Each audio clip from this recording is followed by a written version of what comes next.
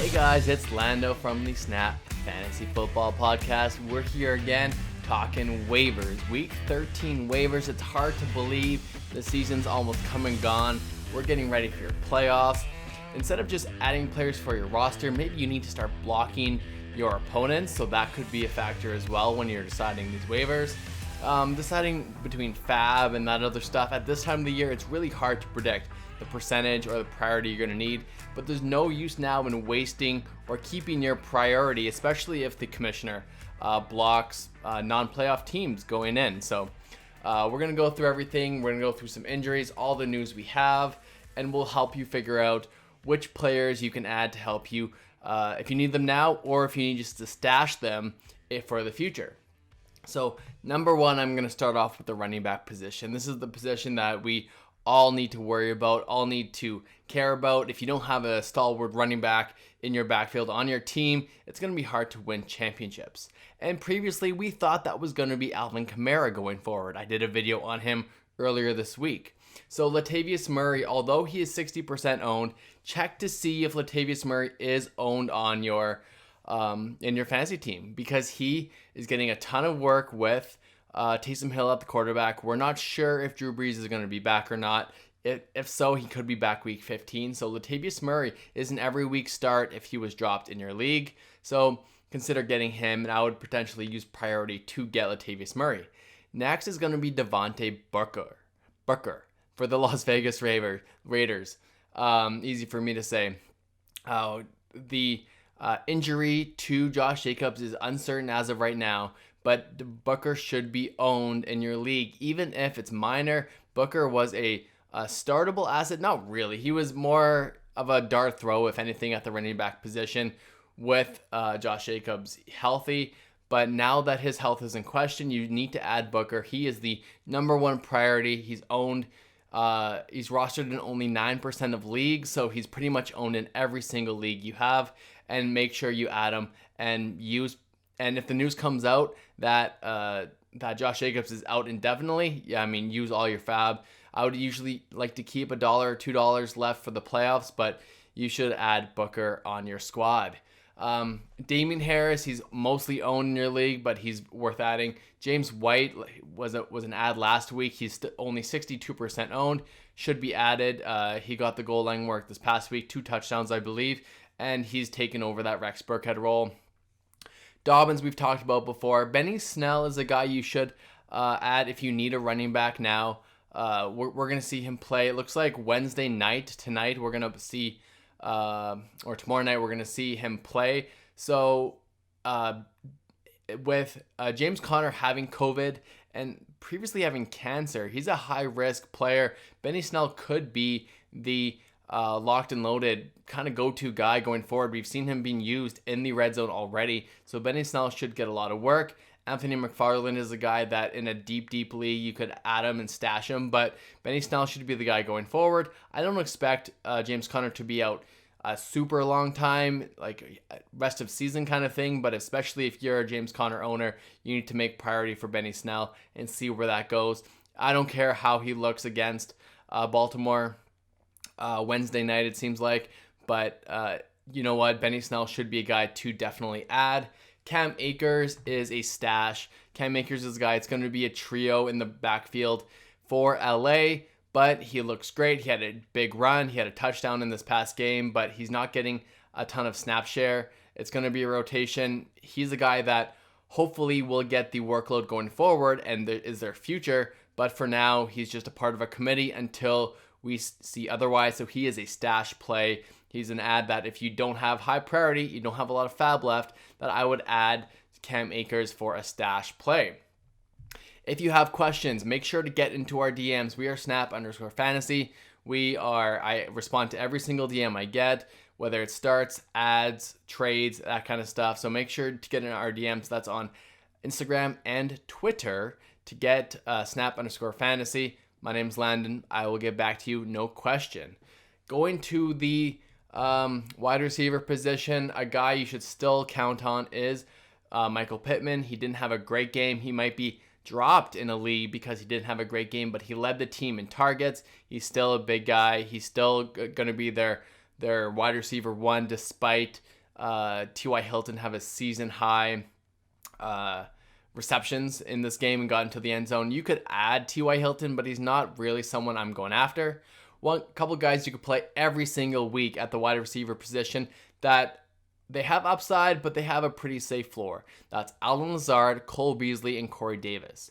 It's hard to predict when they're going to have their big games because Corey Davis had a great game this past week, didn't have a great game the week before. Allen Lazard looks great in that offense. It should be the number 2 option for Aaron Rodgers on that team.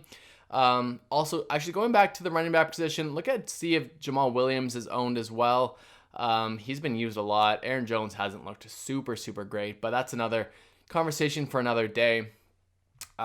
One stash that I really like, and that's Denzel Mims, the wide receiver for the New York Jets.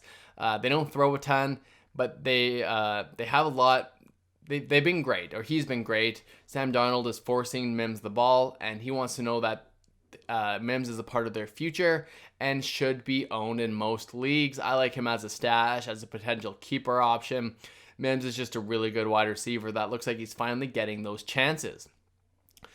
For the tight end position, we know the tight end position. It's a mess. Who knows? But one of the guys that is involved in the offense some of the most, I would say, is going to be Logan Thomas. He's only 41% owned.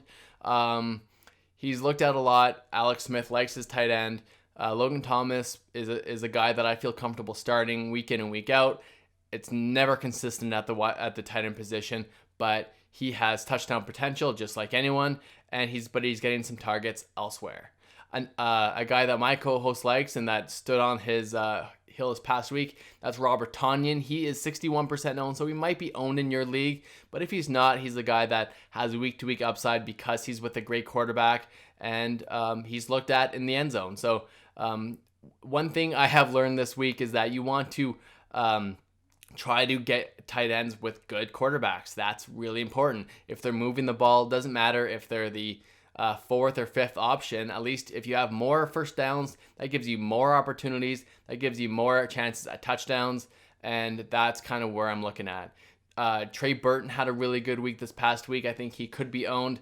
I'm not sure about the timeline of return for Jack Doyle, but it looks like that Trey Burton is looked at quite a bit. He's a big target for that team, and Trey Burton probably should be owned. He's a startable tight end play.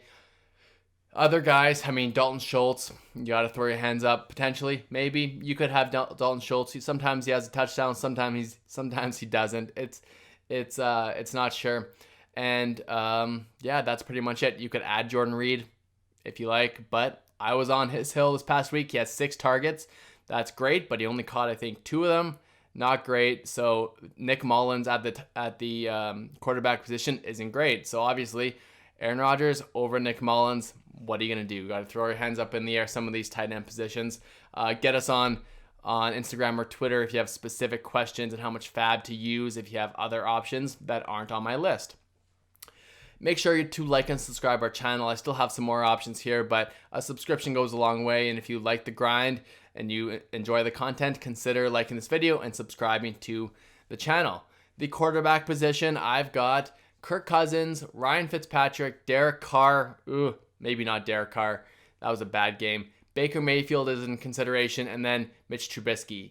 Cousins plays Jacksonville. Should be a good game script. Dalvin Cook is banged up, but shouldn't miss any time. Ryan Fitzpatrick plays Cincinnati. That's a great matchup. I know Derek Carr plays the Jets, but you really don't want to start him unless it's desperate. There's a chance he gets back up to 20 fantasy points, but he had negative fantasy points for your roster, which is not great. You've got Baker Mayfield and Mitch Trubisky as other options for the waiver wire. Baker Mayfield looked okay, but there's a running game there that just is going to take away opportunities. Jarvis Landry finally looked good in the season. If he's somehow available, I doubt he is. He's just been on people's benches for most of the season.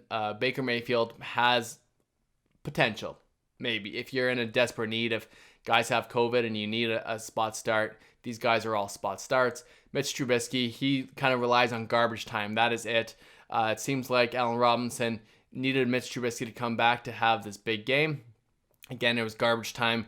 Green Bay was playing prevent defense. It's not like Trubisky looks great, but he has the opportunity to have a pretty safe floor with some rushing opportunities there as well.